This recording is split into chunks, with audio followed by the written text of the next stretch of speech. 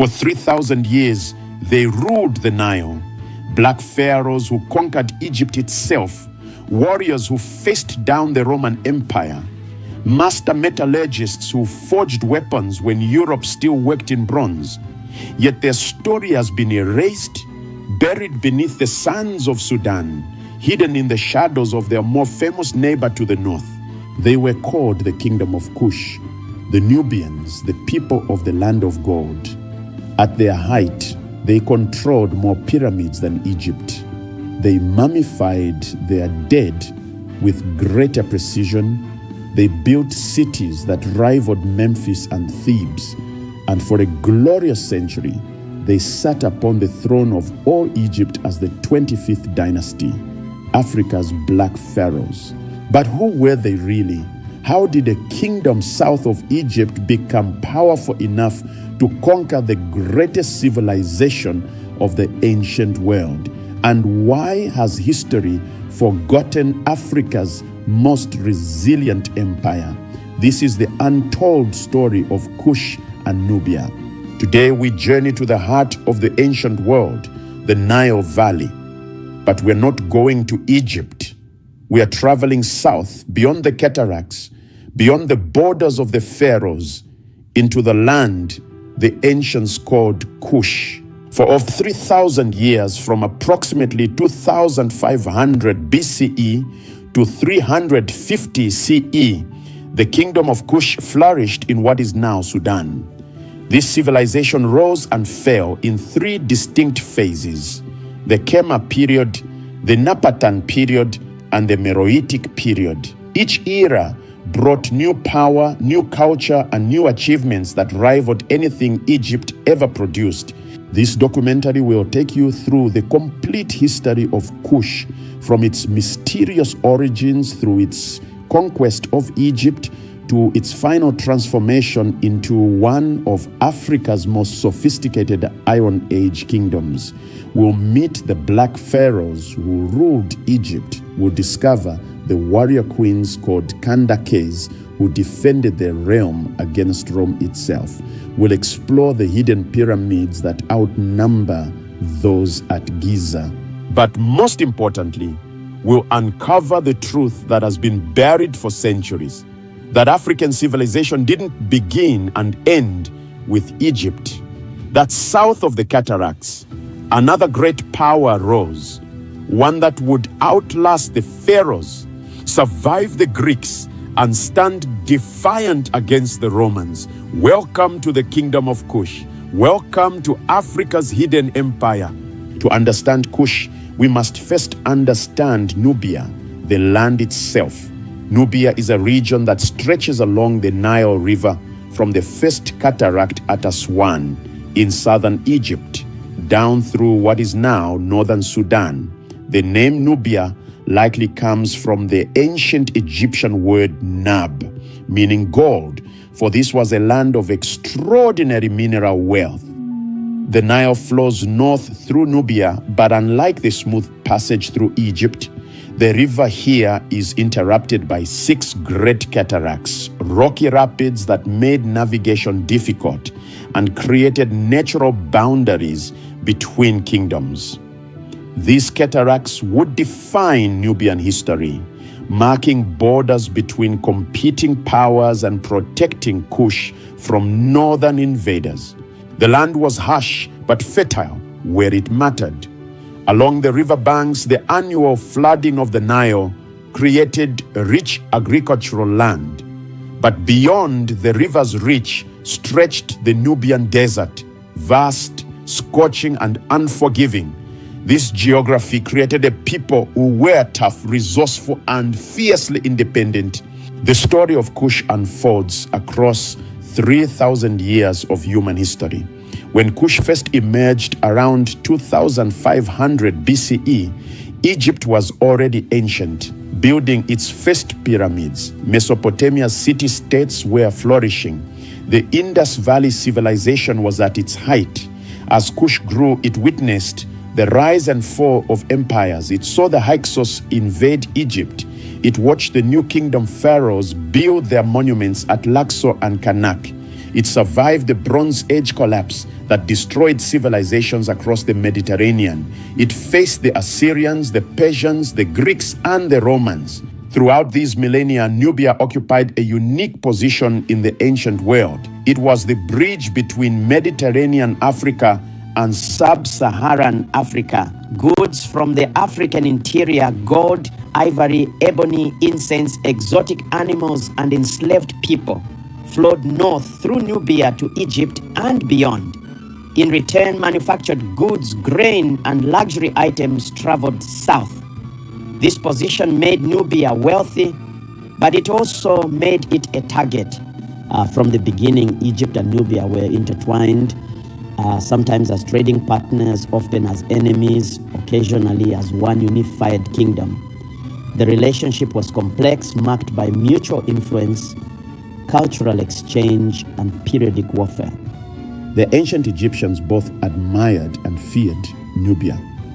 Egyptian texts describe Nubia as Ta Seti, the land of the bow, acknowledging the legendary skill of Nubian archers.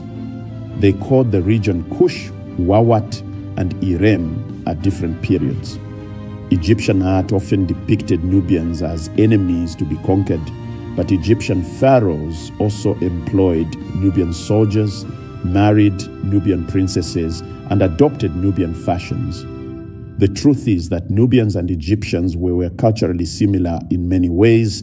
Both practiced mummification, both built pyramids, both worshipped similar gods, though with different emphasis. The Nubian language was distinct, but many Nubians spoke Egyptian, and trade between the regions was constant. But Egypt always saw itself as superior. During periods of strength, Egyptian pharaohs launched military campaigns into Nubia, building fortresses and extracting tribute. During Egypt's weak periods, Nubia reasserted its independence and sometimes raided north into Egypt itself. This dynamic, the push and pull between two Nile Valley powers, would define 3,000 years of history. The kingdom of Kush evolved through three distinct periods, each centered on a different capital city and each with its own character. The Kerma period, from approximately 2500 to 1500 BCE, saw the rise of the first great Nubian kingdom, centered on the city of Kerma, south of the Third Cataract. This civilization developed independently of Egypt, creating its own distinctive culture, architecture, and burial practices.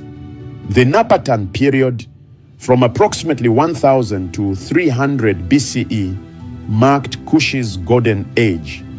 After a long Egyptian occupation, Kush re-emerged as a powerful kingdom centered on the city of Napata, near the sacred mountain of Jebel Bakar.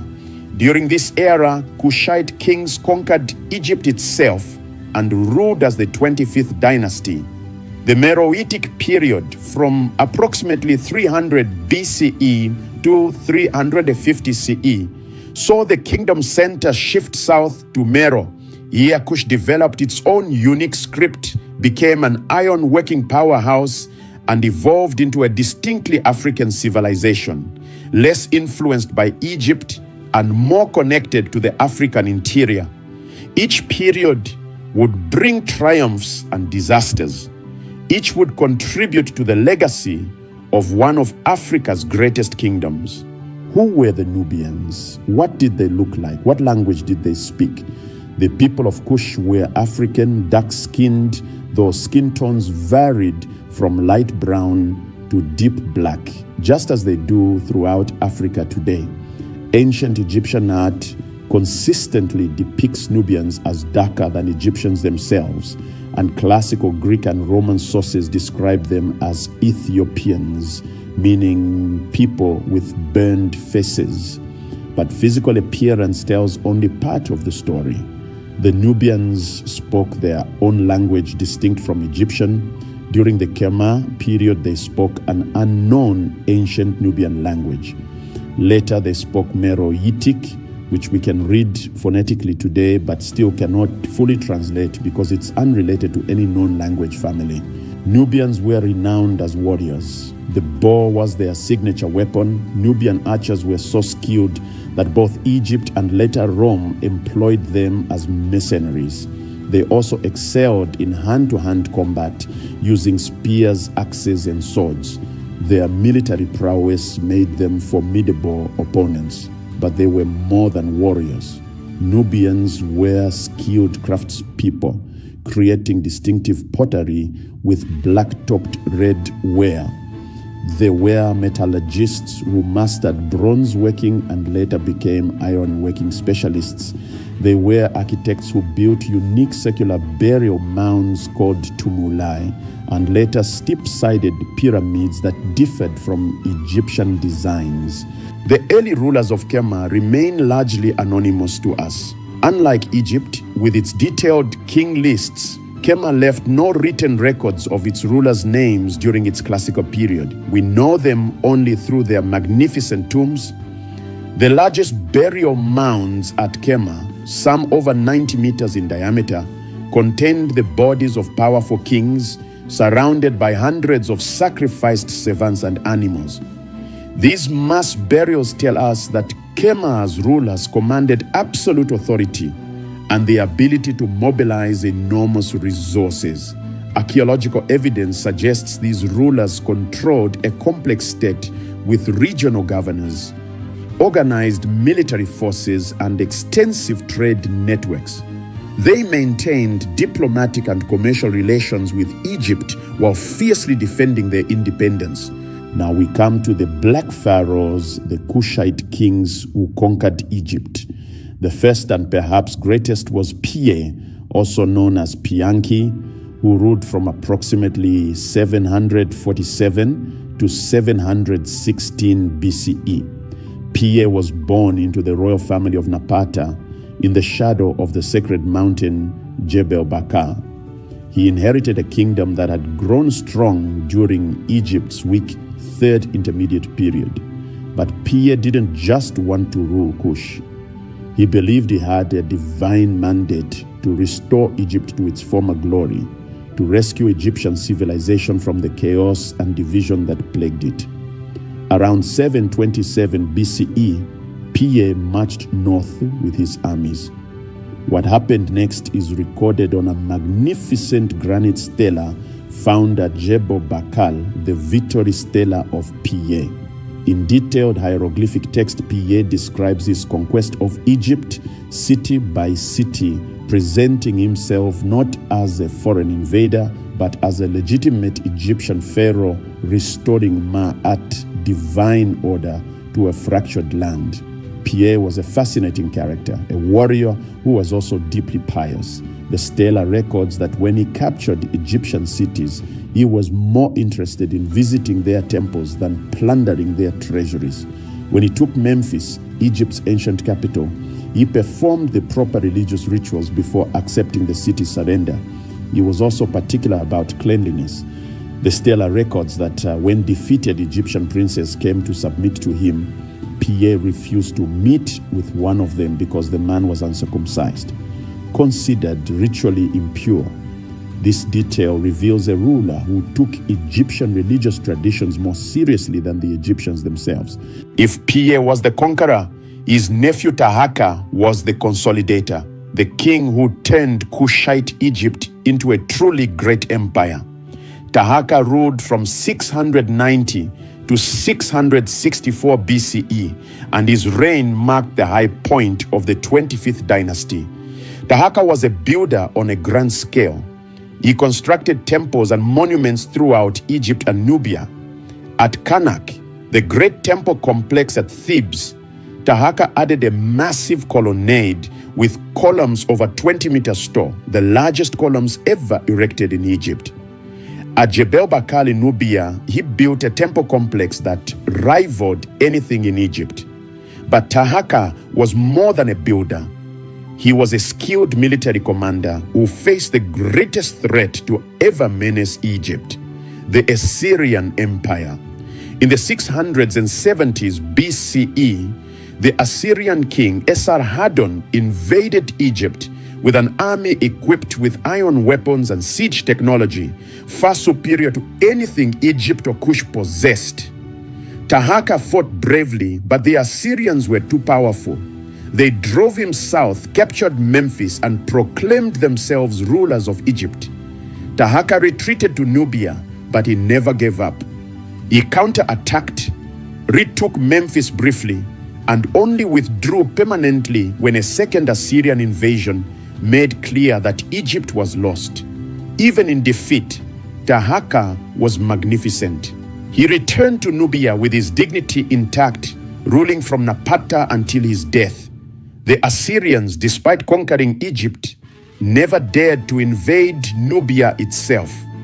Taharqa's military reputation kept them at bay. One of the most remarkable aspects of Kushite civilization was the power of its queens. In Kush, women could rule in their own right, not merely as regents for male heirs. These queens were called Kandakes, from which the name Candace derives. The Kandakes were not ceremonial figures. They were warrior queens who led armies, commanded fortresses, and conducted diplomacy with the greatest powers of the ancient world. The most famous Kandake was Queen Amanirenas, who ruled around 40 to 10 BCE, when the Roman Emperor Augustus, fresh from his conquest of Egypt, tried to extend Roman power into Nubia. He met his match in Amanirenas. Ancient Roman sources describe Amanirenas as a fierce warrior who lost an eye in battle, making her even more formidable. When Roman forces raided Nubian territory and toppled statues of Augustus, Amanirenas led her armies north in retaliation. Kushite forces attacked the Egyptian city of Aswan, captured Roman prisoners, and even dragged a bronze head of Augustus back to Meroe, where it was buried beneath the entrance to a temple, so that everyone walking into the temple would symbolically step on the Roman emperor. Rome sent reinforcements and pushed back into Nubia, but they could not defeat Amanirenas. After years of warfare, both sides agreed to peace. The treaty was remarkably favorable to Kush. Rome withdrew its forces, reduced its territorial demands, and exempted Nubia from Roman taxation. A one-eyed African queen had fought the Roman Empire to a standstill. Other Kandakes would follow: Amanishaketo, Nawidemak, and others. These women ruled as absolute monarchs, built pyramids, commanded armies, and left their mark on one of history's most egalitarian ancient civilizations. Behind every Kushite throne stood the priests of Amun, the supreme god of both Egypt and Kush. The priests were more than religious officials. They were kingmakers, advisors, and sometimes the true power behind the throne. The center of Amun worship in Kush was Jebel Bakal, a distinctive flat-topped mountain near Napata that the Kushites believed was the birthplace of Amun himself. At its base, they built magnificent temples where priests conducted elaborate rituals and oracles. These priests wielded enormous influence. According to some accounts, when a king grew old or weak, the priests could deliver an oracle from Amun, ordering the king to take his own life, and the king would obey. Whether this practice actually occurred is debated, but the stories reflect the priests' genuine power. The priests also played a crucial role in legitimizing royal authority. A Kushite king wasn't truly a king until he had been crowned at Jebel Bakal with the blessing of Amun's priests. This religious sanction gave Kushite rulers their divine mandate to rule and later to conquer Egypt in Amun's name. Our story begins in the midst of prehistory around 2500 BCE, when the first urban settlement emerged at Kerma, just south of the third cataract of the Nile. Kerma didn't spring up overnight. For thousands of years before, people had lived along the Nubian Nile, farming, herding cattle, and trading. But around 2500 BCE, something changed. Population grew, villages merged. Social hierarchies developed, and at Kerma, Africa's first great Nubian civilization was born. The early Kerma culture was sophisticated. They created beautiful pottery, thin-walled vessels with a distinctive black top and red body, considered some of the finest ceramics of the ancient world. They built circular houses with thick mud brick walls. They herded cattle, which held both economic and spiritual significance. Most importantly, they began to organize politically. By 2000 BCE, Kerma had emerged as the capital of a kingdom that controlled the Nile Valley between the second and fourth cataracts. This kingdom traded extensively with Egypt, exporting gold, ivory, ebony, incense, and cattle north, while importing Egyptian manufactured goods. But this trade relationship was unequal. Egypt, under the powerful Middle Kingdom pharaohs, saw Nubia as a source of resources to be exploited. Around 1900 BCE, Pharaoh Senusret III launched a massive military campaign into Nubia, pushing Egyptian control south to the Second Cataract. He built a series of massive fortresses, the most sophisticated military architecture of the Bronze Age, to control the Nile and extract Nubian wealth. These fortresses were formidable. Thick walls, multiple gates, drawbridges, bastions, and moats protected Egyptian garrisons. The largest at Buhen covered over 7 acres and had walls over 10 meters high. Egypt was clearly taking the Nubian threat seriously. For 400 years, Kerma chafed under Egyptian domination, but the kingdom survived, maintaining its cultural identity and building its strength. The rulers of Kerma continued to be buried in massive tumuli, surrounded by hundreds of sacrifice servants who would accompany them to the afterlife, a practice that showed both the rulers' absolute power and a religious system distinct from Egypt's. Then around 1700 BCE, Egypt's Middle Kingdom collapsed. The Hyksos, Asiatic invaders, conquered northern Egypt. Egyptian authority in Nubia evaporated almost overnight. Kerma's moment had come. The kingdom expanded rapidly, pushing north past the abandoned Egyptian fortresses. Kerma forces occupied the fortresses themselves, turning them into Nubian strongholds. At its peak, around 1650 BCE, the kingdom of Kerma controlled the Nile Valley from the Fourth Cataract all the way north to the First Cataract at Aswan, the border of Hyksos-controlled Egypt. The Kerma civilization reached its apex. The capital city grew to cover 25 hectares with massive mud brick buildings, including the famous Defufa, a temple structure over 18 meters tall that still stands today, the oldest standing structure in sub-Saharan Africa. Kerma had become a great power, dealing with Egypt as an equal. Diplomatic letters show that the Hyksos, as rulers of northern Egypt, and the kings of Kerma communicated as allies, possibly coordinating against the Egyptian resistance forces gathering in Thebes. But Egypt would not remain divided forever. Around 1550 BCE, the princes of Thebes launched a war of liberation against the Hyksos. They developed new military technology, the horse-drawn chariot, the composite bow, bronze-scale armor, and forged a new Egyptian state, the New Kingdom. These New Kingdom pharaohs were warrior kings, unlike any Egypt had seen before, and they had long memories. Egypt had been humiliated by the Hyksos invasion. Nubia had taken advantage of Egypt's weakness. Now Egypt would have its revenge. Pharaoh Thutmose I struck first around 1500 BCE. His armies swept south, smashing through Nubian defenses and pushing deep into Kerma territory. His son, Thutmose II, continued the conquest, but it was Thutmose III, Egypt's Napoleon, who delivered the final blow. Around 1450 BCE, Thutmose III's armies destroyed Kerma.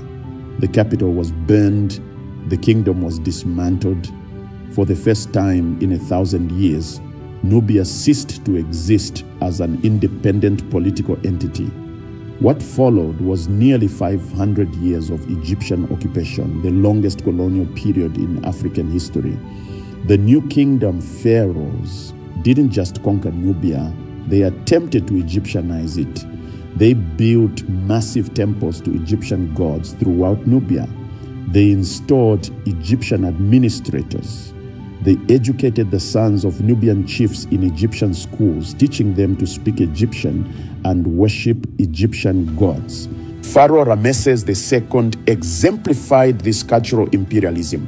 He built the magnificent temples at Abu Simbel deep in Nubia, with colossal statues of himself carved into the living rock, a permanent declaration of Egyptian dominance. For Nubian culture, this was a disaster. The Kerma civilization's distinctive pottery styles disappeared. Indigenous religious practices went underground. The Nubian language survived, but Egyptian became the language of power and prestige. Yet the Nubians were not passive victims. They served in Egyptian armies, rising to high ranks. They worked as administrators, managing Egyptian interests in their homeland. And slowly, gradually, they absorbed Egyptian culture, not as subjects, but as equals and eventually as inheritors. By 1100 BCE, the elite of Nubia were thoroughly Egyptianized. They worshipped Amun. They built Egyptian-style temples. They wrote in hieroglyphics. They mummified their dead according to Egyptian practices. But here's the crucial point. They didn't see this as abandoning their identity. They saw themselves as becoming the true keepers of Egyptian civilization, more Egyptian than the Egyptians themselves. This would matter greatly in the centuries to come. Around 1070 BCE, the new kingdom of Egypt collapsed. Civil war, foreign invasions, and economic crisis tore Egypt apart. Egyptian authority in Nubia crumbled. Egyptian administrators fled north. And into this vacuum stepped a new Nubian power, the kingdom of Napata, centered on the city of Napata at the Fourth Cataract near the sacred mountain of Jebel Bakal. This new kingdom was different from more ancient Kerma. These Nubians had thoroughly absorbed Egyptian culture, but they were building something new, a synthesis of Nubian independence and Egyptian civilization. The kings of Napata presented themselves as the legitimate successors to Egypt's pharaohs. They adopted Egyptian royal titles. They built Egyptian-style pyramids for their tombs. They worshipped Amun as their supreme god. But they ruled from Nubia, not Egypt, and they governed according to Nubian traditions. For 3 centuries, Napata grew in power and wealth. The kingdom controlled the gold mines of the Nubian desert. It dominated trade routes connecting Egypt with the African interior. Its armies became formidable, equipped with bronze weapons and manned by legendary Nubian archers. Meanwhile, Egypt continued its decline. The Third Intermediate Period saw Egypt fragment into competing kingdoms. Libyan dynasties ruled in the north. Egyptian petty kingdoms quarreled in the south. The great temples fell into disrepair. The old religious traditions were neglected. To the Kushite kings watching from Napata, this was intolerable. Egypt, the mother civilization, the land of the gods, was being desecrated by weak, impious rulers. The priests of Amun at Jebel Bakar delivered their oracles. Kush must intervene. Kush must save Egypt. Kush must restore Ma'at. Around 760 BCE, King Kashta made the first move. His armies crossed into Upper Egypt and occupied Thebes, the religious capital of Egypt and the center of Amun worship. Kashta didn't declare himself pharaoh of all Egypt, not yet, but he controlled Egypt's spiritual heart, and he forced Thebes to recognize his daughter as the god's wife of Amun, the most powerful religious office in Egypt. Kashta was testing the waters. His son Piye would dive in completely. In 727 BCE, the situation in Egypt reached a crisis. A Libyan chieftain named Tefnakt had united the Delta kingdoms and was pushing south, threatening Thebes and Kushite interest. The priests of Amun consulted the god, and the oracle was clear. Piye must march north. Piye didn't rush. He spent a year preparing, gathering his armies, stockpiling supplies, and ensuring he had the full backing of Amun's priesthood. Then in 727 BCE, he led his forces north on a campaign that would change Egyptian history forever. The victory, Stela of Piye, gives us an unprecedented account of the campaign. Piye's armies swept through Upper Egypt, accepting the surrender of city after city. When he reached Thebes, he performed elaborate religious rituals, presenting himself as a pious pharaoh rather than a foreign conqueror. But not everyone surrendered peacefully. Memphis, Egypt's ancient capital, refused to open its gates. Piye laid siege to the city. When his scouts discovered that the Nile's flood had raised the water level on Memphis's northern side, supposedly the city's impregnable flank, Piye launched a surprise attack.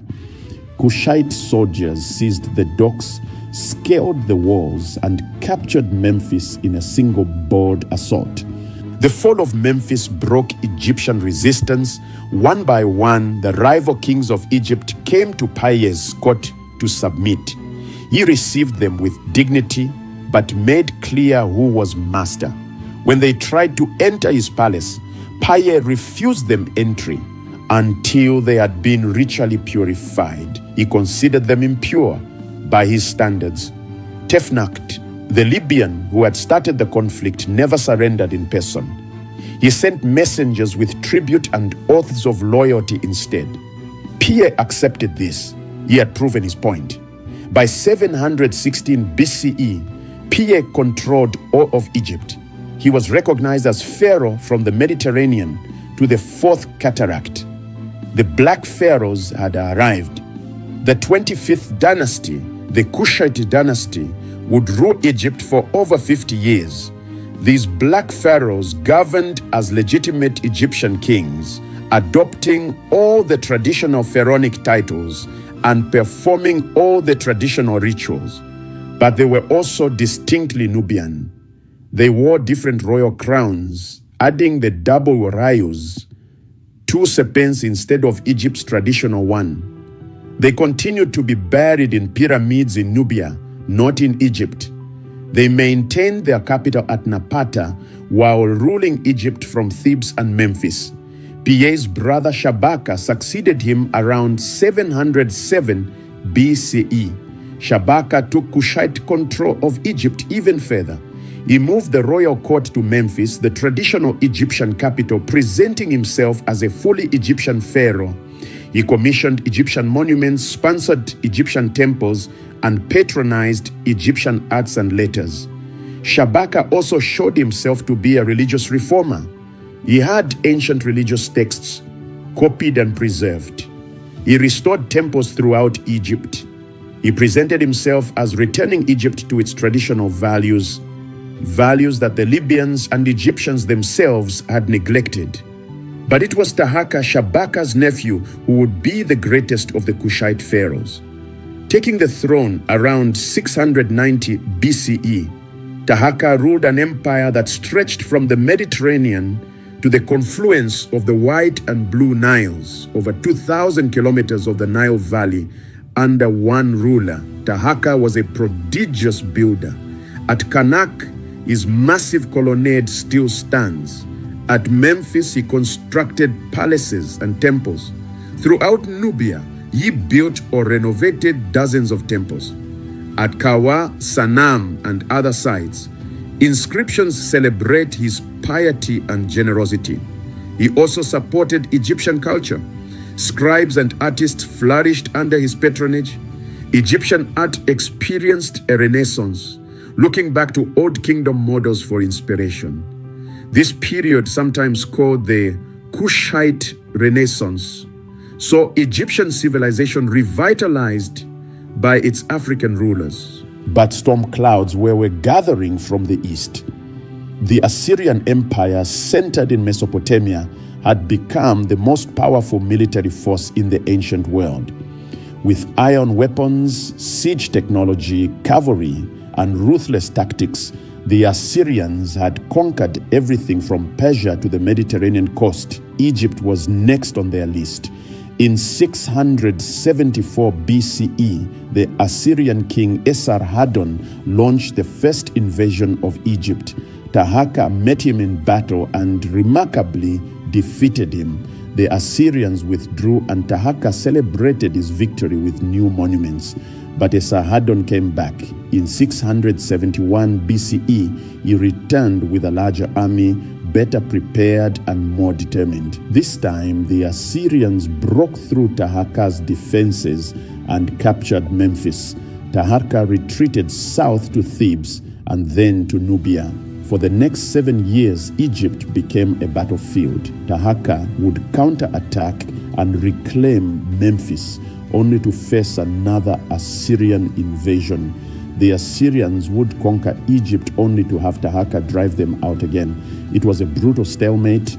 Finally, in 664 BCE, the Assyrian king Ashurbanipal launched a massive invasion that settled the matter.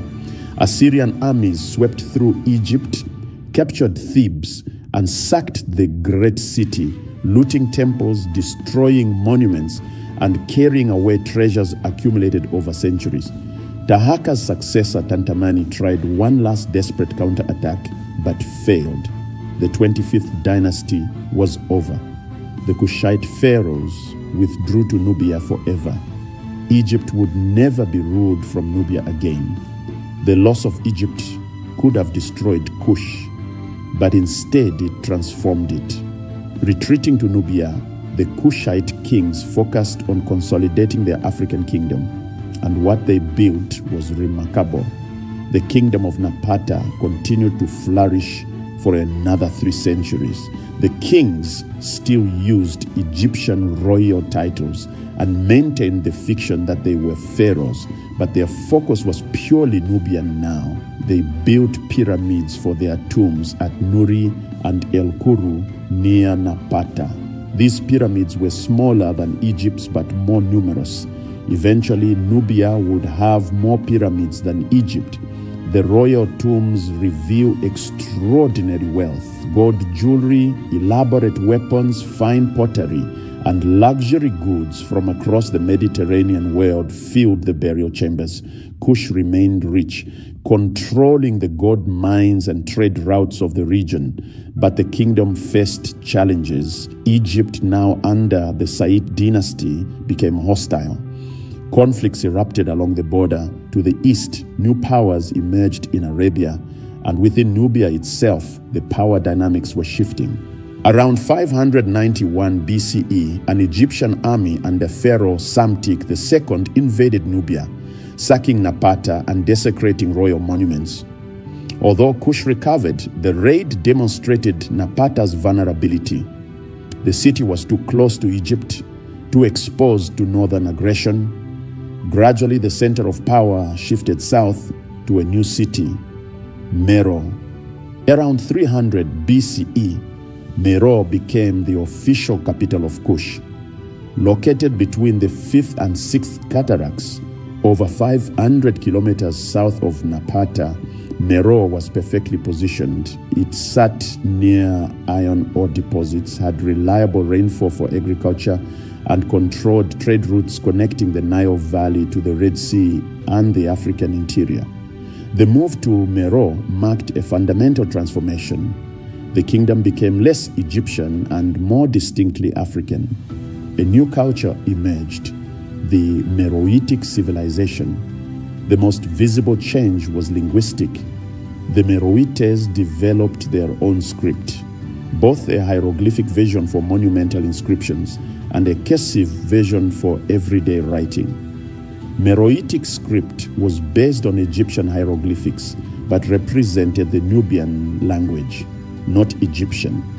Today we can read Meroitic script phonetically, but we still cannot fully translate it, because Meroitic was a unique language. unrelated to any known language family. This makes Meroe one of the great mysteries of African history. We can read their words but not understand their meaning. But Meroe's greatest achievement was industrial. The city became an iron-working center on a scale unprecedented in Africa. Huge slag heaps still surround the ancient city, evidence of intensive iron smelting. Meroe produced iron tools, weapons, and trade goods that spread throughout northeastern Africa. This made Meroe extraordinarily wealthy and militarily powerful.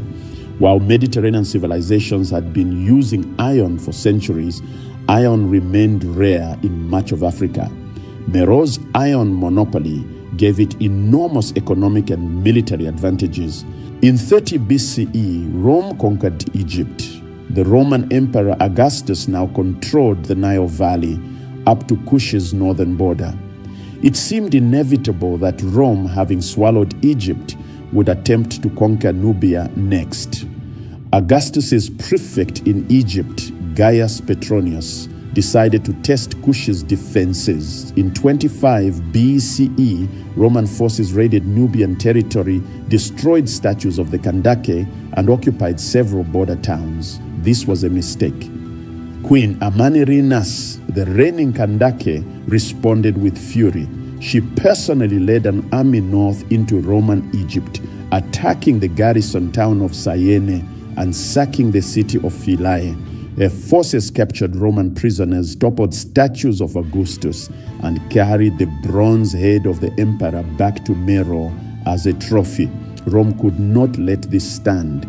Petronius led a counterattack, pushing deep into Nubia. Roman legions captured Napata and destroyed it. They marched further south toward Meroe itself. But the Romans were stretched thin, fighting in unfamiliar desert terrain against an enemy who knew every rock and dune. Kushite forces harassed them constantly. Supply lines became precarious, and Amanirenas showed no sign of surrendering. Eventually, both sides agreed to negotiate. In 20 BCE, Kushite ambassadors traveled to the Greek island of Samos, where Augustus himself was staying. The negotiations were surprisingly favorable to Kush. Rome agreed to withdraw from Nubian territory, reduce the tribute demanded, and respect Kush's independence. Why did Rome, the mightiest empire in the world, make peace on such generous terms? Because conquering Nubia wasn't worth the cost. The region was poor by Mediterranean standards, the terrain was hostile, and Meroe had proven it could make Roman occupation very expensive. Amanirenas had achieved what few ancient rulers ever managed. She had fought Rome to a standstill.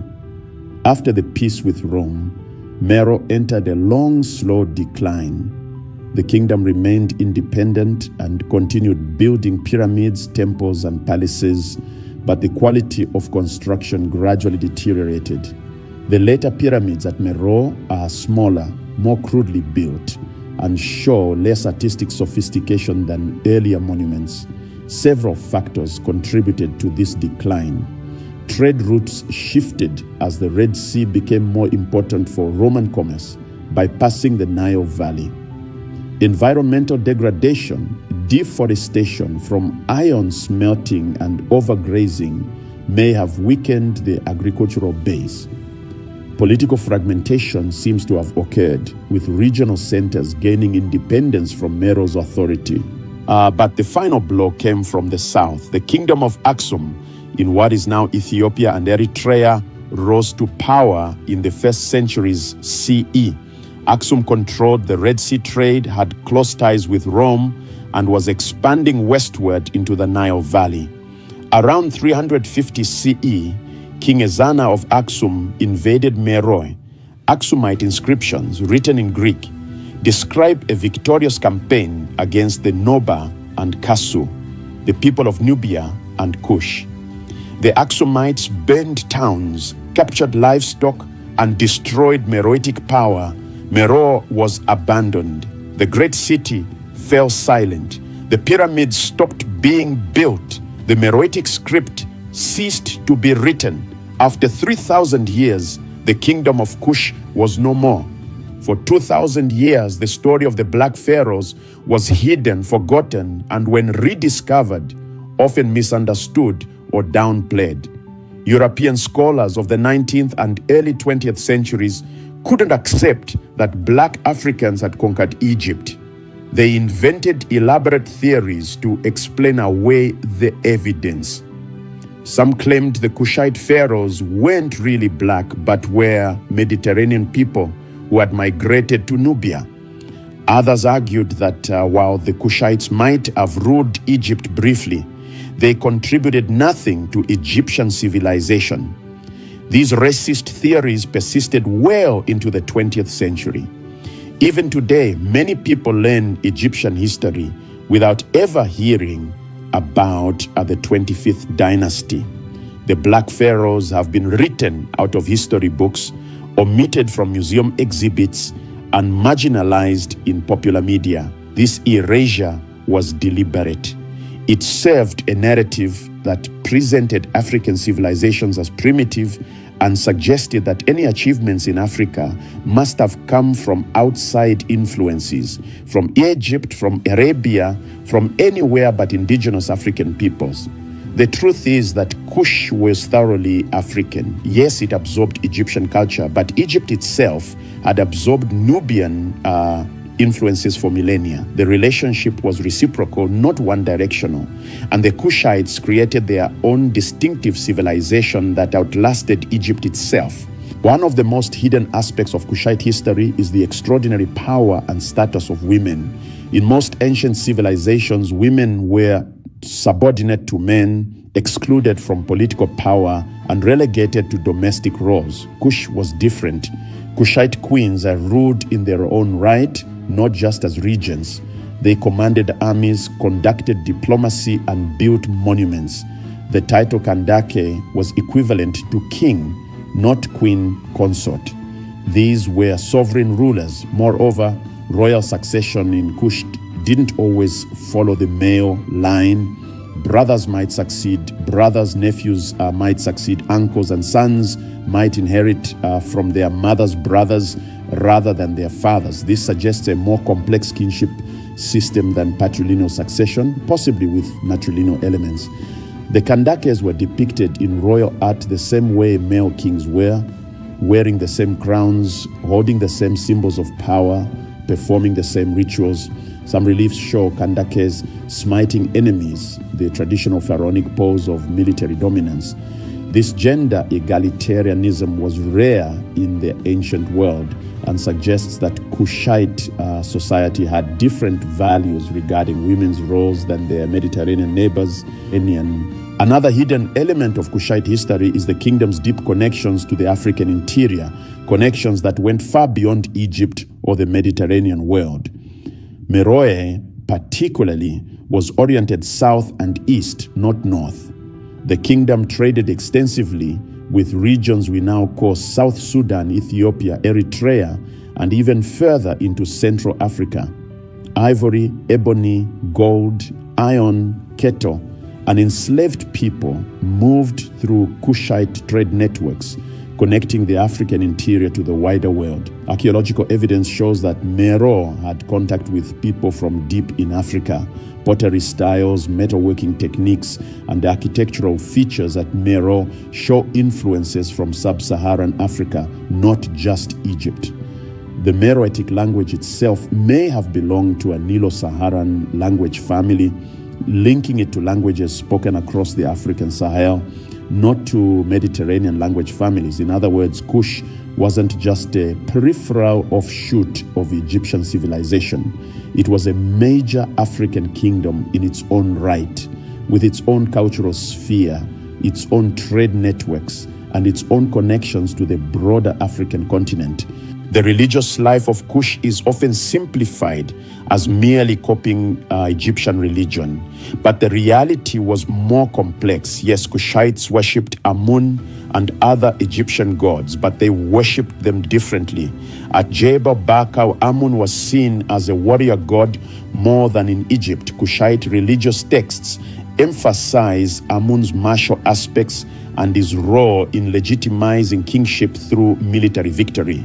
Kushites also worshipped local Nubian gods that Egyptians didn't recognize.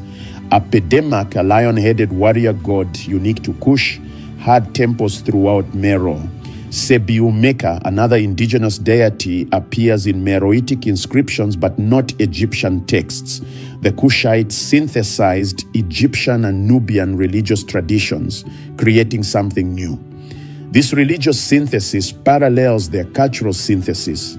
They were neither purely Egyptian nor purely Nubian, but both and something more. Everyone knows about Egypt's pyramids. Almost no one knows that Sudan has more pyramids than Egypt, over 200 Kushite pyramids compared to around 120 Egyptian pyramids. The Kushite pyramids are different from Egyptian ones. They are smaller, steeper, and built differently. Kushite pyramids have angles of about 70 degrees compared to Egypt's 52 degrees. They are also later. Most were built between 300 BCE and 300 CE, long after Egyptian pyramid building had ceased. These pyramids contained the burials of kings, queens, and nobles. Inside were treasures, offerings, and inscriptions. Many were topped with offering chapels where rituals were performed. Today, these pyramids sit largely forgotten in the Sudanese desert. Some have been damaged by treasure hunters. Others are slowly eroding. But they stand as testament to a civilization that rivaled Egypt in power, wealth, and cultural achievement. The fall of Meroe didn't erase Kushite influence from Africa. On the contrary, the kingdom's legacy spread throughout northeastern Africa and beyond. When Meroe fell, its people didn't disappear. They migrated, merged with other populations, and carried their culture with them. The ex-group culture and later the Christian Nubian kingdoms of Nobatia, Makuria, and Alodia emerged in the same regions Kush had once controlled. These Christian Nubian kingdoms, which lasted from the 6th to the 15th centuries CE, maintained many Kushite traditions. They built churches on the sites of Kushite temples. They continued some artistic styles. They even maintained a tradition of powerful queens, though now called queens rather than kandakes. Ironworking technology, which Meroe had pioneered in the region, spread across Africa. Some scholars argue that Meroitic ironworkers carried their knowledge west and south, contributing to the spread of iron technology across sub-Saharan Africa, though this remains debated. For nearly 1,500 years after Meroe's fall, the kingdom of Kush was forgotten. The pyramids at Meroe, Nuri, and Ekuru sat abandoned in the desert. The temples at Jebel Bakar fell into ruin. The Meroitic script became unreadable. European explorers rediscovered the pyramids in the 19th century, but early archaeological work was destructive. The Italian treasure hunter Giuseppe Ferlini blew up dozens of pyramids searching for treasure in the 1830s. He found some spectacular gold jewelry but destroyed irreplaceable monuments. Serious archaeological work began in the early 20th century, led by scholars like George Reisner of Harvard University. Reisner excavated extensively in Nubia, uncovering royal tombs, temples, and cities. His work revealed the extent and sophistication of Kushite civilization. But Reisner was also a product of his time. He couldn't accept that Black Africans had created such achievements, so he developed the Hamitic hypothesis, the racist theory that any advanced civilizations in Africa must have been created by lighter-skinned peoples from the Mediterranean or Middle East. This racist interpretation dominated Kushite studies for decades. Only in the latter half of the 20th century did scholars begin to properly acknowledge that Kush was an African civilization created by Black Africans. Today, archaeological work continues in Sudan, led increasingly by Sudanese scholars. New discoveries are being made constantly: temples, cities, inscriptions, and artifacts that continue to reveal the complexity and achievement of Kushite civilization. In modern Sudan, the legacy of Kush is complex and contested. Sudan is a diverse country with many ethnic groups, languages, and cultural traditions. The ancient Kushites are ancestors to some Sudanese people, particularly those in the northern regions, but not to all. Our modern Nubian people, ethnic Nubians who live along the Nile in southern Egypt and northern Sudan, see themselves as the direct descendants of the ancient Kushites. They maintain distinct languages, cultural practices, and identity separate from Arab Sudanese culture. However, the Nubian homeland has been devastated by modern development. The construction of the Aswan High Dam in the 1960s flooded much of Nubian territory, forcing the relocation of tens of thousands of Nubians and drowning countless archaeological sites. Some monuments, like Abu Simbel, were relocated at great expense, but many smaller sites were lost forever. Despite these challenges, Nubian cultural identity remains strong. Nubians take pride in their connection to the ancient Kushite civilization and work to preserve their language and traditions. The Kingdom of Kush holds important lessons for how we understand African and world history. First, it demonstrates that African civilizations were not isolated or primitive. Kush was a sophisticated state that engaged with the Mediterranean world, the Middle East, and the African interior. It produced art, architecture, literature, and technology that rivaled any civilization of its era. Second, it shows that the relationship between Egypt and sub-Saharan Africa was not one-directional. For too long, scholars assumed that all civilization in Africa flowed from Egypt southward. Kush proves that influence moved in both directions, that African peoples south of Egypt influenced Egyptian civilization and at one point literally ruled it. Third, it reveals the complexity of cultural identity in the ancient world. The Kushites weren't simply imitating Egypt. They were creating a unique synthesis of Egyptian, Nubian, and other African cultural elements. They could be both thoroughly Egyptianized and distinctly Nubian at the same time. Fourth, it highlights the role of women in ancient African societies. The Kandakes of Kush ruled with an authority that few women in the ancient Mediterranean world could match. This challenges assumptions about gender roles in ancient societies. Finally, Kush reminds us that civilizations rise and fall, but their legacies endure. For 3,000 years, Kush survived conquests, occupations, invasions, and disasters. When it finally fell, it left behind pyramids, temples, inscriptions, and cultural traditions that continue to influence the region today. The story of Kush is not finished. Archaeologists continue to excavate new sites, revealing more about this remarkable civilization. The Meroitic script may yet be deciphered, opening up hundreds of inscriptions to modern understanding. In Sudan, despite political instability and economic challenges, efforts continue to preserve and study Kushite monuments. UNESCO has designated several Kushite archaeological sites as World Heritage Sites, including the pyramids at Meroe and the temples at Jebel Bakar. Museums around the world are beginning to give Kushite artifacts the prominence they deserve.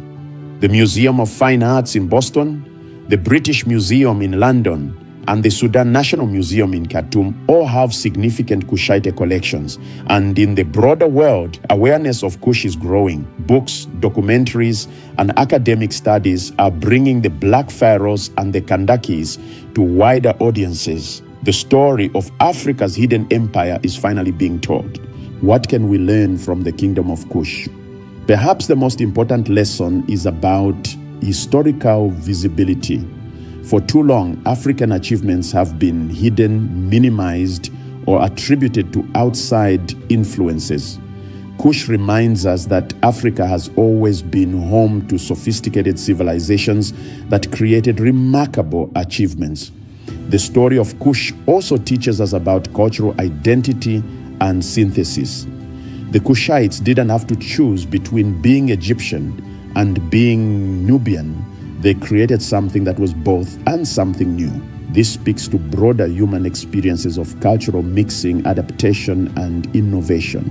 The resilience of Kush is another powerful lesson. This civilization survived Egyptian conquest, Assyrian invasion, and eventually Roman expansion. When it could no longer compete militarily with northern powers, it adapted, moving its capital south and transforming into a different kind of kingdom. This adaptability allowed Kush to survive for 3,000 years, longer than almost any other civilization in human history. The Kandake's of Kush remind us that gender roles are culturally constructed, not universal. In a world where most ancient civilizations excluded women from power, Kush shows that alternatives were possible. Queens ruled as sovereigns, led armies, and built monuments. This challenges us to think more critically about assumptions regarding gender and power. Finally, Kush teaches us about the interconnectedness of the ancient world. This was not an isolated civilization. It traded with Egypt, Rome, Arabia, India, and the African interior. It absorbed influences from all these regions while maintaining its own distinct identity. Kush was both thoroughly African and thoroughly cosmopolitan. The kingdom of Kush was not a footnote to Egyptian history. It was a major African civilization that deserves to be studied, celebrated, and remembered on its own terms. Its pyramids, temples, queens, and pharaohs are part of the shared heritage of humanity, a testament to what African peoples achieved in antiquity, and a reminder of stories yet to be uncovered. And so ends the story of the kingdom of Kush, Africa's hidden empire, the land of the Black Pharaohs, the civilization that rivaled Egypt and outlasted Rome. For 3,000 years, the Kushites built pyramids, forged iron, crowned queens, and defended their independence against the greatest powers of the ancient world. They conquered Egypt, they fought Rome to a standstill, they created art, architecture, and a writing system that still challenges us today. Their story has been hidden for too long, but the pyramids still stand in the Sudanese desert. The temples still rise at Jebel Bakal. The treasures still shine in museums, and now finally the world is beginning to remember. If you found this documentary fascinating, please subscribe to Africa Hidden History. We are dedicated to uncovering the forgotten stories of African civilizations, the empires, kingdoms, and cultures that shaped our world but have been erased from mainstream historical narratives. In our next episode, we'll explore another hidden African empire, the Kingdom of Aksum, which conquered Kush, dominated Red Sea trade, and became one of the world's first Christian kingdoms. Hit that like button, turn on notifications, and join us as we continue uncovering Africa's hidden history. Because Africa's past is not primitive, it's not simple, it's not a footnote to European or Middle Eastern history. Africa's past is glorious, complex, sophisticated, and it's time the world knew the truth. Thank you for watching. Until next time, keep exploring, keep questioning, and keep discovering the hidden stories of our shared human past.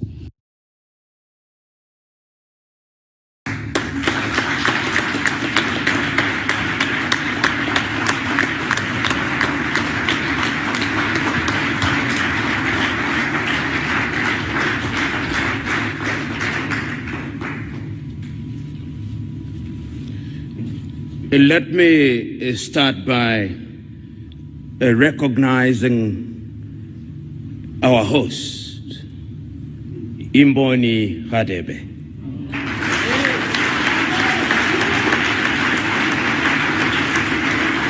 Let me also recognize that we are assembled here on the occasion of the 6th memorial lecture of Slabat Steve Mbiza. And let me recognize Your Majesty, the good doctor, my very good friends who have had occasion to speak before me, and those who are present in this assembly to listen to us. In your absence, our speeches would mean little, if not nothing.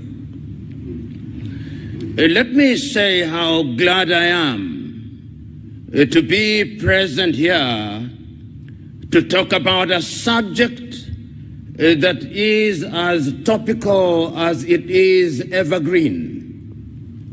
The topic of decolonization of African culture to include Africa's religion and Africa's economy. I remember so very distinctly several years ago when a young African stood up on the 6th day of March in 1957, on the occasion when his country regained independence, a country then known as Gold Coast, which was then renamed Ghana. And he said on that day that the independence of Ghana meant nothing if Africa was not free. The question that we ask is whether Africa is indeed free beyond the flags that we made for ourselves. 1 year later, that young man stood up again in Accra, Ghana, in the presence of the freedom fighters of the African countries which were still under the colonial yoke, and reminded his audience that Africans had to free themselves. 2 years later in Casablanca, Morocco, that young man stood again and reminded his audience of the significance of freedom. 3 years later, on the 24th day of May, in 1963, that young man stood again in the presence of 32 heads of states and governments of African countries that had regained their independence. On that day, he reminded his audience that their independence newly acquired would mean nothing if they were not united. That their independence would mean nothing if they did not decolonize their minds. That their independence would mean nothing if they did not act with a sense of urgency to liberate Africa. He reminded his audience on that day that while in 1958 he had said, "Seek ye first the political kingdom and the rest will be given unto you," there was a sense of urgency in regaining our independence in all its dimensions. His audience listened to him not. And as I speak to you today, our continent is not at ease. Our continent is not at ease spiritually. Our continent is not at ease economically. Our continent is not at ease in our health. Our continent is not at ease in our education. We live in a continent which has great prospects, but is now in monumental difficulties. And that is why it is legitimate to engage in an inquiry such as this. We have been victimized many times, and those who spoke before me had the occasion to narrate to you how we were enslaved and commodified by the Arabs. The Arab colonization project was a project not only of Islamization, but also a project of Arabization. And when the Arabs were done with us, the European tribes came. If it was not the Portuguese, it was the Dutch. If it was not the Dutch, it was the Italians. If it was not the Italians, it was the French. If it was not the French, it was the Germans. If it was not the Germans, it was the English. We were victimized. That is our history. And when slavery had lost its luster, some from within their ranks pretended that they were abolishing slavery. They introduced yet another thing, the thing called colonization. They came into our continent and claimed that they had discovered us. They came, and while we were here, they discovered the Cape of Good Hope. They discovered us, they claimed. While we were here, they came and pretended to discover all lakes and all rivers. That is how they came. While we were here, they came and pretended that we had no history. But let us assess history, if only to demonstrate to ourselves that the African continent is the cradle of human civilization. You know, when Europeans were still living in caves, the Dogon in Mali had already recognized the stars. When the Europeans were still eating raw meat, the Africans had discovered fire. The Africans were the pioneers. And even if you look at all religions and their creation, and I'm a keen reader of the Bible, and the Bible records, and the God said, let us create man in our own image, and that he took soil and formed man out of it. The last time I checked, soil was brown or black, not white.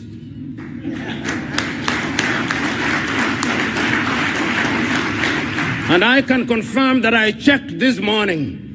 The soil is still black, the soil is still brown, and if therefore anybody is created in the image of God, it is we who are of the black race. Islam also says the same thing. And you know, Africa has been abused. When you look at the maps that are drawn by European cartographers, Africa is smaller than the United States of America, and yet it is larger, almost as large as Asia. They minimize us at all times. Even the thing they call the Middle East, what is middle about it? How can it be that Israel is not part of Africa, but Madagascar is a part of Africa? When we assembled here to talk about decolonization of the mind, we must remind ourselves of our history. The pyramids were made here in Africa. It still defies architecture and engineering. It's the Africans who made them. The walls of Benin, which are 4 times longer than the Chinese Great Wall, were here in Africa. The temples of Lalibela, which were dug out in Ethiopia out of the soil, were made here in Africa. The great walls of Monomatapa in Zimbabwe were made here in Africa. And when you go to the warriors of the world, the Monis or the Amazons of Dahomey were found in present-day Benin. King Zinga of the Mbanda, of the Batamba, was here in Angola. Africa is the cradle of human civilization. You know, as a young man, I read Ghana's Jody Graft's play, Muntu, in which he says in part, some things we know and some things we do not know. But this one we know, that Odoman Koma created the world, and that Odoman Koma is God, and that God is neither Christian nor Muslim nor all these things, because God is a spirit. Yes. And if he is a spirit, he cannot be all those things. Your own Desmond Mpilo Tutu writes in a book, God is not a Christian. And he is not. Even for those of us who are of the Christian faith, Christ was not a Christian. Christianity is a post-Christ religion. Yes. And you can see that God has been appropriated by civilization, and over the years they have been whitening God. When God was in the Middle East, even Christ was in the Middle East, he was not as white as he is now presented to us. They took Christ to the Greeks. They made him white, and they made him speak Greek. When they were tired with him, they took him to Rome, and they made him speak Latin. And when they had tired with it, they created a religion that they called the Roman Catholic Church. God was not a Catholic and is not a Catholic. When they were tired with him, they took him to England to allow King Henry VIII to marry, and they named the Church of England, and made the Queen and the monarch the head of that church. God is not an Anglican. And when they were tired, they took him to Scotland, and they made him a Presbyterian. And when they were tired, they made God a Methodist. And when they were tired, they took him to Germany, and they made him a Lutheran. And when they were tired, they went to the United States, and they made him an Episcopalian. God is not all those things. The God that I worship is worshipped in truth and in spirit. And let me tell you, throughout the ages, ask yourself a few fundamental questions. Despite the fact that they have done everything to erase Africans from the face of this earth, even in their own history, they acknowledge that all their great men came to Africa. Why? And what did they come to do to Africa? Socrates was in Africa. And when he came to Africa, he met Orunmila of the Yoruba tribe, who was a greater philosopher than him. Pythagoras was in Africa. What did they come to do to Africa? You pay homage where knowledge resides. Moses was in Africa and was born in Africa. What did he come to do in Africa? You pay homage where knowledge is. Muhammad was in Africa. Why do you come to Africa? You pay homage where knowledge is. Christ or Yeshua was in Africa. Why did he come to Africa? You pay homage where knowledge is. The Lord Krishna of the Hindus was in Africa. Why did he come to Africa? He came to pay homage where knowledge is. This is the cradle of human civilization. But we have been so beaten over the years. We have been so abused over the years. They enslaved us because they feared us. They colonized us because they feared us. They now have a new project, the neo-colonial project. And I'm told that the neo-colonial project is a twin of another child called colonization. Their mother is imperialism. And imperialism never changes its character. It only changes the masks that it wears. We must be wary of it. It is said When they came here and abused Christianity, they told us to close our eyes in prayer. And when we opened our eyes, the land had disappeared. That is who they are. They are not our friends. I can still hear through the vicissitudes of time, your own Robert Mangaliso Sobukwe saying, there is only one race in the world, the human race. But the whites have forgotten that. The Arabs have forgotten that. The Chinese have forgotten that. It is only we Africans who know that there is only one race, the human race. It is our duty to remind them that that is indeed the divine instruction. Because the God that I worship cannot be bottled in little religions.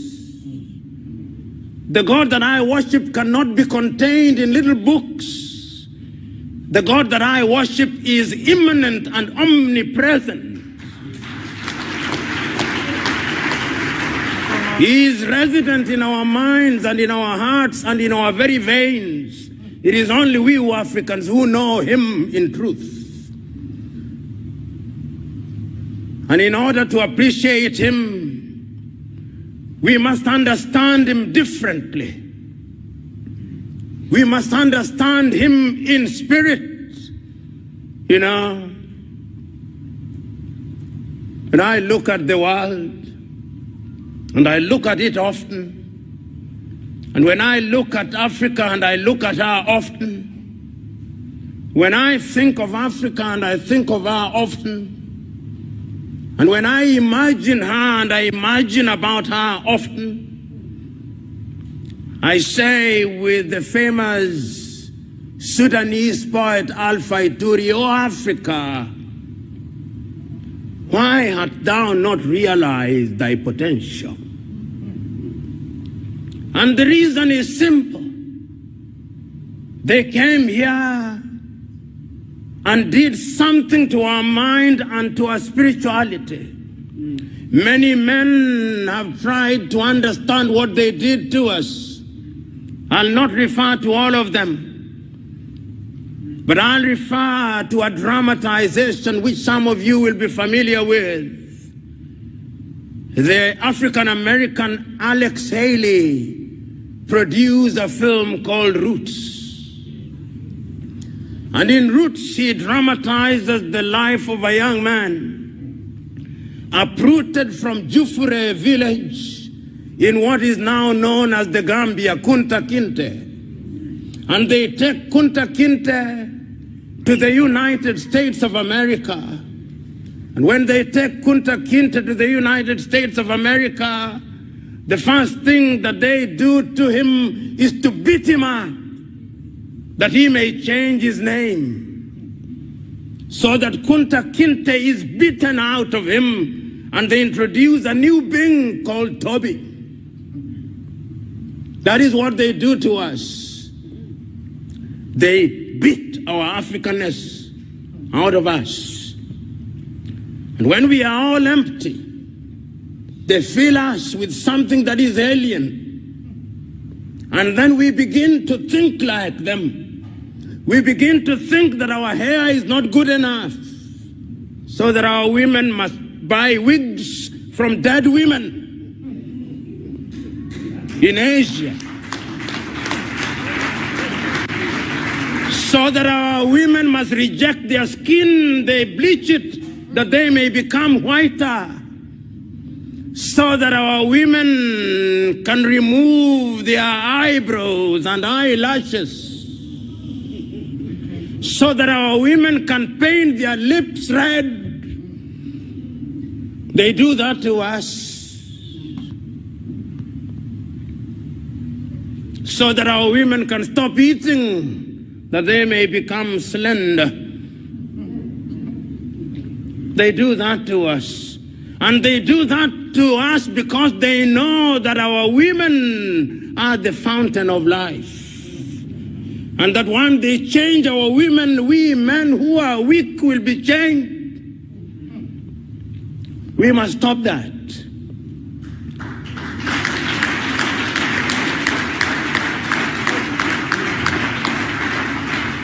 We are created in God's image. You know, John Garang de Mabior in Sudan once asked the Arabs, why do you want to Arabize us? Why do you want to Islamize us? This God who created us, Nuer, Dinka, Zulu, Kosa, Herero, Nama, Ovambo, Ovimbundu, Igbo, Luo, Agekoyo, Dogon, Wolof, Yoruba, Fulani, Fulfude. Was he stupid? If he is all wise, is he not a God of diversity who wants to be celebrated in different and diverse ways?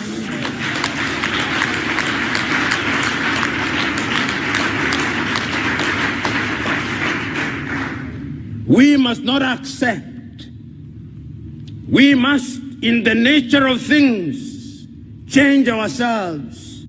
You know, just this morning, I was reading the latest work of a great African, Achille Mbembe, from the Dark Night, Essays in Decolonization.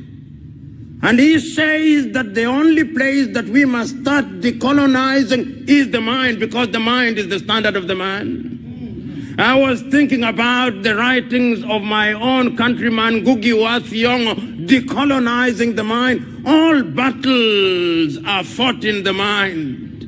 René Descartes was right, because knowledge is universal. Cogito ergo sum, I think, so I am. So we must think.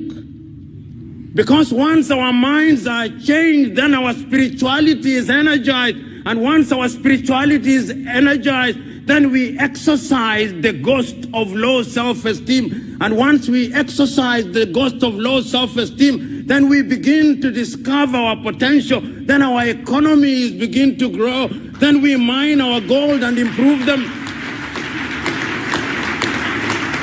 You know, how can it be that Africa is the richest continent on the earth and our gold is mined by De Beers? How can it be that Africa is the richest continent on the world and our diamond is produced in South Africa, in Botswana, and Namibia, and in Sierra Leone, and in Liberia, but the price is determined in Antwerp, in Belgium? How can it be? How can it be that Africa produces cocoa in Togo, in Cote d'Ivoire, and in Ghana, and chocolate is then made in Switzerland and in Belgium, who have not even a bush of cocoa? How can it be that tea is produced in Ethiopia and in Uganda and in Kenya, and when it is taken to the United Kingdom, they now call it English tea? How can it be? How can it be? How can it be? How can it be that coltan is mined in the Democratic Republic of Congo, but not a single African country makes a mobile phone? How can it be? How can it be? It can only be because we have allowed our minds to be captured. It can only be because we have allowed ourselves to be spiritually confused. Can only be because we have allowed ourselves to be slaves of others. And the God that we worship, knowing that we are confused, has turned his head on the other side, so that when we pray and fast, he does not listen. Or if he listens, he does not care. He's waiting for us to realize ourselves so that we can worship in truth.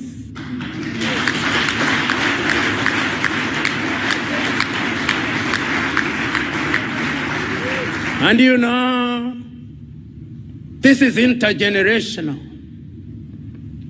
The pains that are being visited upon this generation are out of the sins that were committed by the other generation. It is a time to repent, so that we who have transgressed may say that we have repented, because the future now does not lie in us.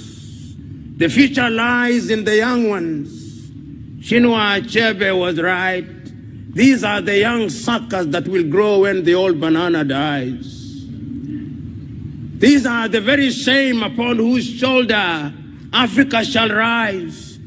Your duty and my duty is to plant the tree in the knowledge that one generation plants a tree, another generation waters the tree, another generation prunes the tree, another generation enjoys its shade. That is our duty. So this morning, we are not here to say new things. We are only here to remind ourselves that in the beginning there was God, and that God created man, and that man I suspect was an African, and that man could not have been anything else but an African. Why I suspect so? Because all creation says that man came from the earth. And as I said, the earth is either black or brown. So in the beginning there was an African. And in the beginning there was a spirit into which that mold was made alive. And that spirit was God. And I suspect that God gave us intelligence. And I suspect that God created Africa where it is in the very middle, because the very middle, the very center is the fulcrum, and that is why I suspect Africa is where it is, enjoying not too much cold, enjoying not too much sun. It is in the middle. It is indeed life measures as it should be measured. And that is why I suspect in his divine wisdom, he put all the minerals in Africa. If it is not gold, it is coltan. If it is not coltan, it is iron ore. If it is not iron ore, it is copper. And he does not stop there. When he was distributing rivers and lakes, he ensured that Africa had the best of lakes, the best of rivers, and he did not stop there. He ensured that we are surrounded with the best of oceans. If it is not the Atlantic, it is the Indian, which should be called the African. I do not know why they call it the Indian Ocean, but that is their conspiracy. Then there is the Mediterranean. They also call it another name, and he did not stop there. Once he had done that, he ensured that this is a continent that has men and women who are so forgiving, so generous. This is the only continent that has welcomed all civilizations. We started with the Arabs. They abused us. Then came the Portuguese. We welcomed them. They abused us. Then the Dutch came. We welcomed them. They abused us. Then the Italians came. We welcomed them. They abused us. Then the Germans came. We welcomed them. They abused us. Then the French came. We welcomed them. They abused us. Then the English came, we welcomed them and they abused us.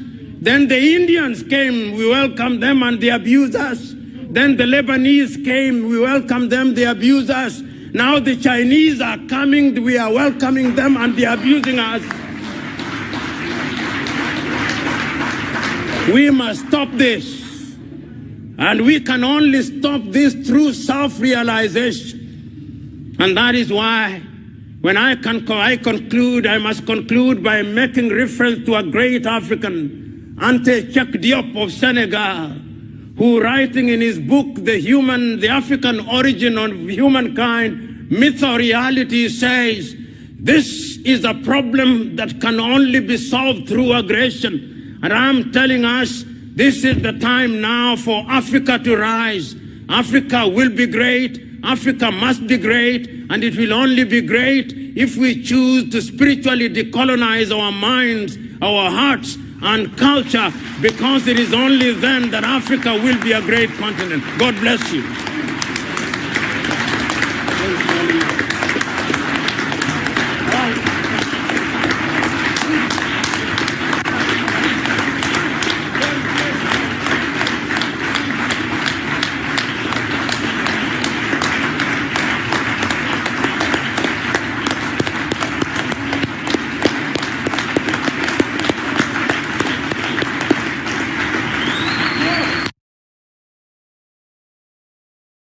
My very good friend Dr. Rotarian Emmanuel Katongore is a great man.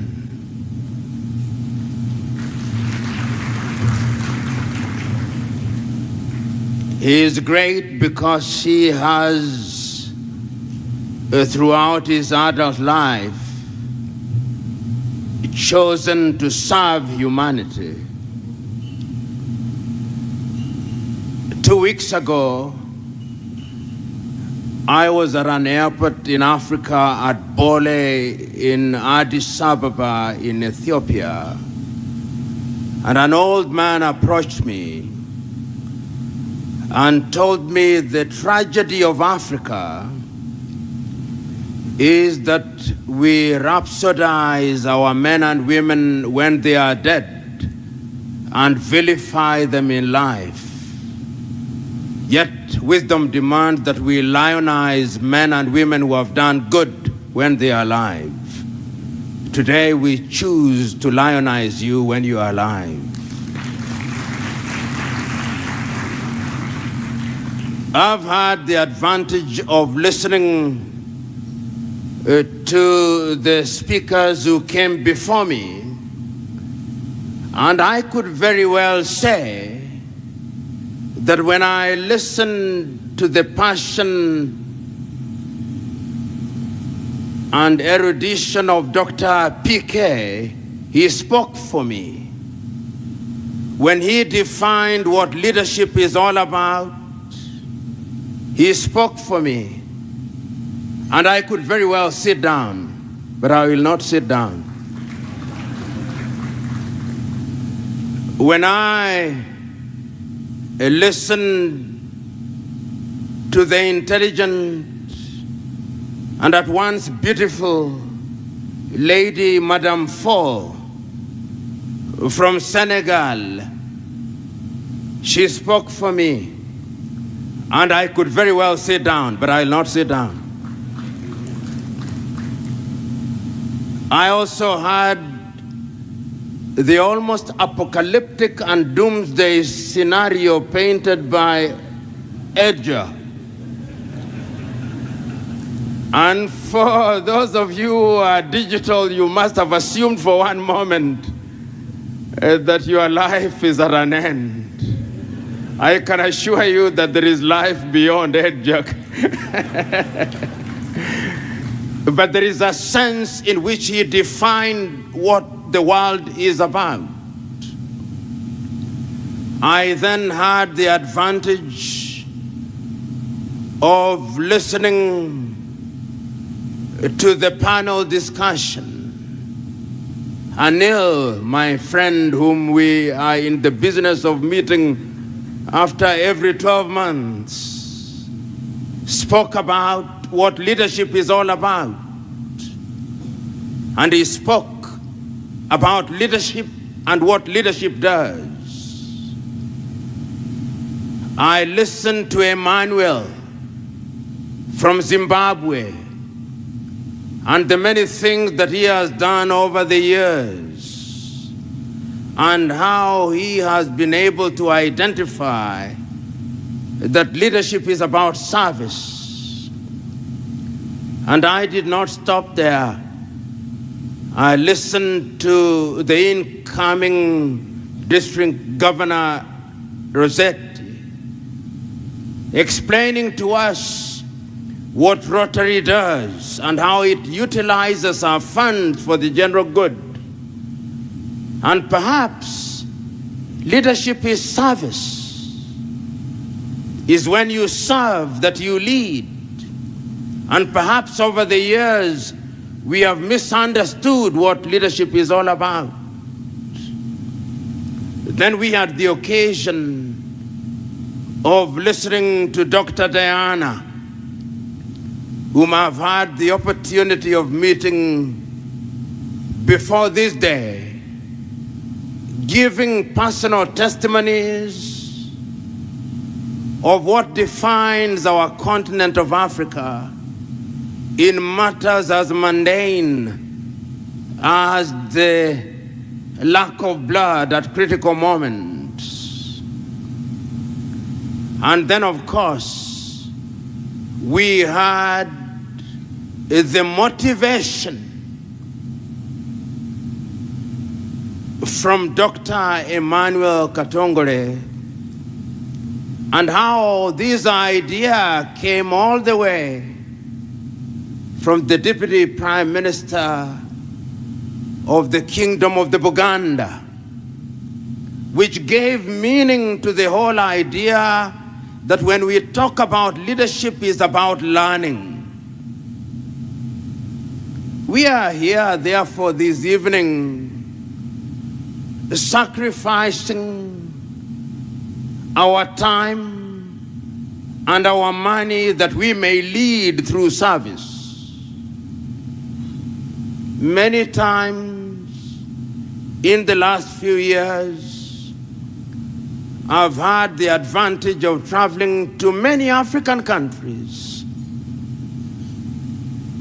And one sees how Africa lacks in the most basic of things. Sometimes, if one is a pessimist, one is likely to surrender and to leave it to God. But God, in His divine wisdom, also enabled us with wisdom. And that is why we are assembled here today, because in a way we are celebrating the wisdom of men and women who have chosen to dedicate their lives to make a contribution in a chosen area of service. The area of providing blood to those who are in distress. You know, when you are alive and well and healthy and hearty and imbibing wine and water and other beverages, it never occurs to you that you may need blood. I'm not being morbid, but it happens in the twinkling of an eye that you are driving home and some irresponsible individual maneuvers his car or border or any other moving object, and lo and behold, you need blood. Then it is discovered that you can't find blood. That is when you begin to appreciate that initiatives such as these are life-defining. So when we are gathered in an assembly such as this, what are the critical questions that must invade our minds and hearts? When I listened to Elijah, and he spoke passionately, and he told us how technology has now dramatically changed our lives. And I can't agree with you more, Elijah, that indeed it has. I remember so very vividly as a young man when we had a company called Eastman Kodak. And many of you will remember the occasions when some amateur photographer in your school wanted to immortalize your borrowed suits and dresses through a photograph. And you had to pose for your photograph to be taken. And 2 weeks later, the individual would come and say that the photograph burnt. So it was not there after all. Eastman Kodak is now out of the equation because of technology. Your mobile phone, when we talk about technology and artificial intelligence, your phone, you yourself today is a part of artificial intelligence Because many of us, without the mobile phone, as they just said, we can't function. That is how it is. But the other truth is also, and permit me to say this, there are doctors here, Africa presents in a very schizophrenic way. Schizophrenia is a psychiatric condition of multiple personalities. There is an Africa which uses the smartphone, but there is another Africa which does not know about the smartphone. But the tragedy is that even if it does not know, it is affected by it. Ugandans are now beginning to learn Kiswahili. In Kiswahili they say, mtego wa panya huingia waliomo na wasiokuwemo. And the English rendition, if I may transliterate rather than translate, is this: that a mouse trap traps every mouse, regardless of the one that ate whatever it was. Every mosquito suffers, even if it is not the one that actually invaded you, because they suffer in the community of mosquitoes. So all of us, in a sense, are victimized by these realities. As I grow older, and I'm growing older by the day, I ask myself very fundamental questions, particularly we as Africans. In other parts of the world, the question of the availability of blood, if you are in Sweden or in Denmark or in Singapore or in Norway, perhaps it would be different. But in the African continent, the reality is that we are saddled with many things that stand in our way of solving these very mundane problems. I was gladdened when Dr. Diana said that they had an agreement with the kingdom of Busoga. It is true in very many African societies that you would be told that you cannot allow your blood to mix with anybody's blood. So you need to engage those who are in that space to persuade those over whom they have influence and authority to know that donation of blood is a good thing, and that you don't have to be rich to donate blood. You only have to be healthy, and you only have to have a heart that is giving. You only have to define what it is that you want to contribute to your society. That is why we are gathered here today.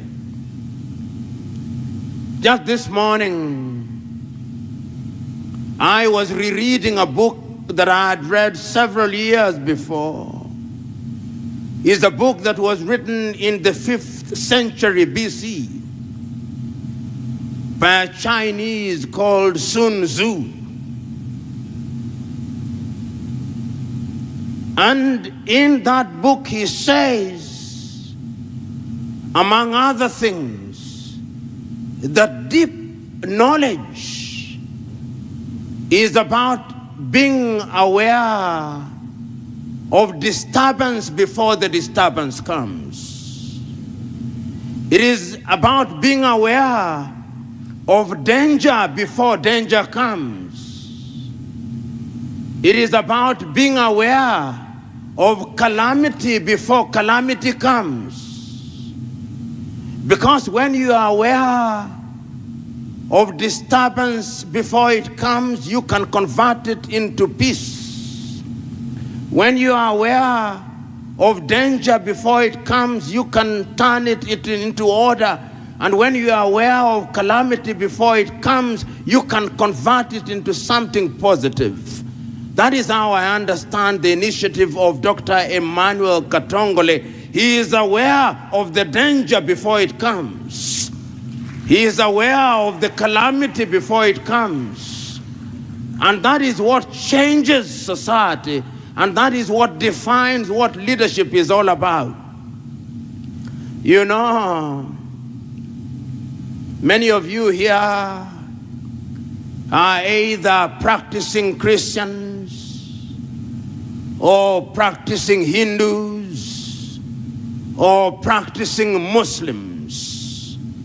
And whether you read the Muslim Quran or the Christian Bible or the Hindu Gita or the Jewish Torah, those who lead their fellow men and women to greatness are initially very reluctant, but once they have made the decision, they are amazingly passionate. The Muslims who are here, and I believe they are, will remember that confrontation between the Prophet Muhammad and the angel Jibril in the caves, when he is told, read in Arabic, Ikra, and he says, I cannot read. Then he reads, and the world has never been the same again once he started reading. And the moral of that story is that when you start serving, you can never stop serving. And those of you who are Christians will remember that day when the Son of Man at the wedding in